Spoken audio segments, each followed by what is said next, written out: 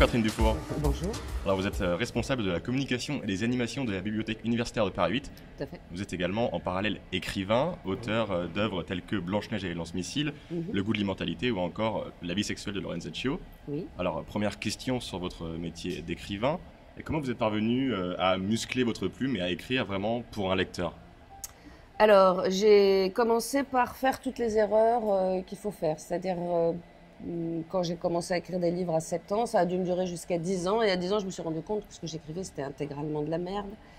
Donc, j'ai décidé de lire et d'écrire sans me poser de questions pendant une bonne dizaine d'années jusqu'à trouver mon propre style. C'est ce que j'ai fait. Donc, ça a duré plus d'une dizaine d'années, puisque c'est seulement à l'âge de 27 ans que j'ai réuni la totalité de ce que j'avais écrit jusque-là. Ça faisait 2 sacs poubelles de 50 litres. J'ai tout mis à la poubelle et là, j'ai décidé d'écrire un vrai livre. Or, je me suis toujours posé la question, à quoi ça sert vraiment de se faire publier? Quand on se fait publier, on participe quand même à la déforestation. Hein. Pour faire des livres, faut tuer des arbres, donc il faut avoir quand même une bonne raison d'être publié. Donc, pendant longtemps, j'ai écrit en me disant c'est pas forcément utile de tuer des arbres, ça me fait plaisir d'écrire, mais est-il vraiment indispensable que je sois lu? Jusqu'au moment où j'ai lu Terry Pratchett, ça m'a fait beaucoup rire. Je me suis aperçue que ce type devrait être remboursé par la Sécu. Ça m'a fait un bien fou. Donc j'ai décidé moi aussi d'être remboursée par la Sécu, donc d'écrire de la littérature drôlatique, et c'est sorti sous forme de fantaisie humoristique. Là, je suis en train d'écrire un livre qui traite d'une façon d'aborder les attentats. Et c'est bien sûr directement lié à tous les attentats qu'on a pu vivre ces dernières années, où je m'interroge notamment sur la douleur des proches, de tous les proches, y compris par exemple des parents des terroristes, qui sont des gens qui existent aussi, qui doivent souffrir la même souffrance et dont on ne parle guère.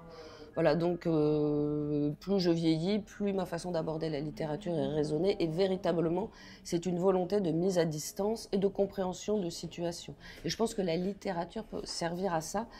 Ça permet, sur un problème donné, à plusieurs personnes, plusieurs citoyens, de donner leur éclairage, leur façon de voir, et ça peut après nourrir la réflexion personnelle des lecteurs qui les entourent. Et est-ce que selon les livres, selon le genre, vous avez une routine différente quand vous écrivez? Contrairement à un certain nombre d'écrivains qui ont besoin de rituels, d'isolement, de silence, de papier bleu, pour écrire, moi, c'est un luxe que je ne peux pas me permettre puisque j'écris essentiellement dans le métro. Il se trouve que je prends la ligne 13, j'ai 2 heures par jour pour écrire et j'écris sur mes genoux. J'ai toujours mon critérium sur moi, j'ai toujours un petit carnet. Vous parlez de votre prochain livre qui traitera de la réception des attentats. Est-ce que vous pensez que votre œuvre maintenant aurait un rôle moral dans la société? Non, surtout pas. La morale dans l'art, ça veut dire que quelqu'un produit une œuvre et il dit « regardez-la et adaptez-vous à elle », car elle diffuse le bien. Or, moi, pas du tout. Je vois les livres exactement comme les peintures. Une peinture, un ensemble de peintures, l'œuvre d'un peintre, il donne sa vision du monde, sa façon de voir. Que ce soit la peinture, le cinéma ou d'autres arts, comment est-ce qu'ils vous influencent, en plus des livres? Chaque ligne de ce que j'ai écrit, je pourrais vous dire, là, c'est une vision qu'il y a dans le film Alien, là, c'est une case d'une planche de la BD Yoko Tsuno, là, cette phrase est intégralement repompée sur Maupassant, etc.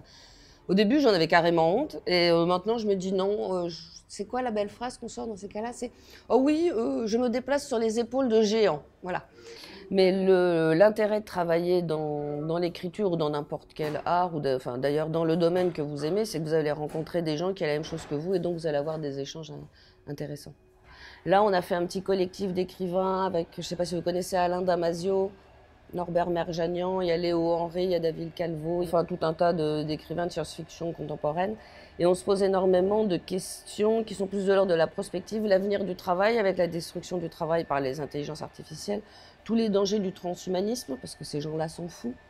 Là, on est sur l'avenir de la santé, puisque justement le transhumanisme a bien l'intention de nous améliorer jusqu'à ce qu'on en crève, quoi. Et la science-fiction, qui longtemps a été considérée comme la littérature d'adolescents boutonneux dans sa chambre, est devenue de plus en plus une littérature qu'on prend au sérieux. Peut-être parce que déjà l'adolescent boutonneux qui était dans sa chambre, son autre nom c'est le geek, et que maintenant le geek a grandi, il a pris le pouvoir. La science-fiction est en train de se prendre le mur du réel dans la face. On court devant la société en essayant d'anticiper ce qui risque d'arriver. 1984 d'Orwell, c'était En gros, outre le totalitarisme, l'arrivée des écrans interactifs dans tous les foyers. On a eu le temps d'y réfléchir et de se méfier.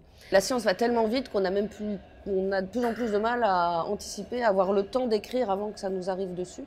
Et je trouve ça très inquiétant. Et donc, ce qui nous attend, c'est bien ce qu'avait dit Vernor Vinge en 1993, c'est qu'en 2050, la science aura tellement évolué qu'on ne sait plus ce qui va se passer.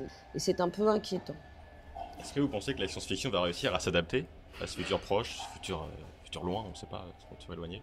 Là, on attend la prochaine rupture épistémologique, le prochain génie qui va nous dire « Oups, attention ». Et personnellement, je ne le vois pas tellement venir. Ceux qui s'y connaissent mieux que moi, parce qu'ils sont éditeurs de science-fiction, disent si, il y en a, mais c'est quand même assez dispersé. Et je trouve ça assez dommage. Là, moi, j'attends le prochain Philippe Cadic. Bon, merci. Merci à vous, en tout cas. Est-ce que ça vous va?